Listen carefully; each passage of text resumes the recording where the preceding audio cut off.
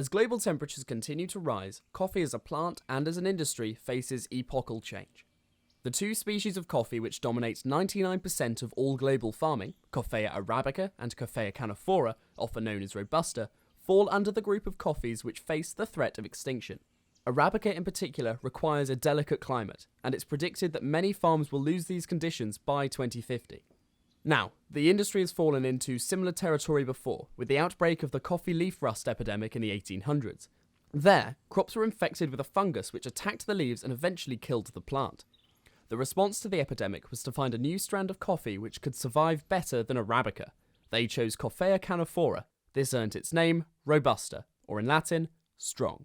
However, with today's issues, researchers are dealing with a far larger coffee industry that makes change of this scale a great challenge. One of these key researchers is Dr. Aaron Davis of Kew Gardens.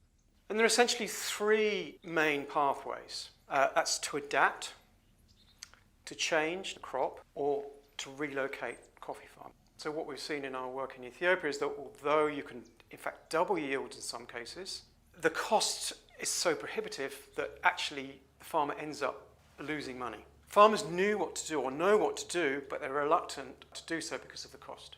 This brings us to Coffea stenophylla.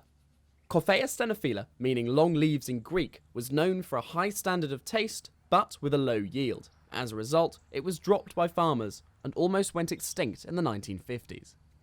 However, in 2021, a small group of researchers began looking for it in Sierra Leone. Among them was Dr. Jeremy Hagger of the University of Greenwich, and him and I spoke briefly over email. I was working on a project to rehabilitate the Robusta coffee sector in Sierra Leone when a collaborator mentioned that there was a native coffee. However, the three plants in the coffee collection did not match the botanical description, and subsequently proved to be hybrids with Liberian coffee. Thus, we had to start looking more broadly for Stenophylla coffee, first on farms without success, then in the forest.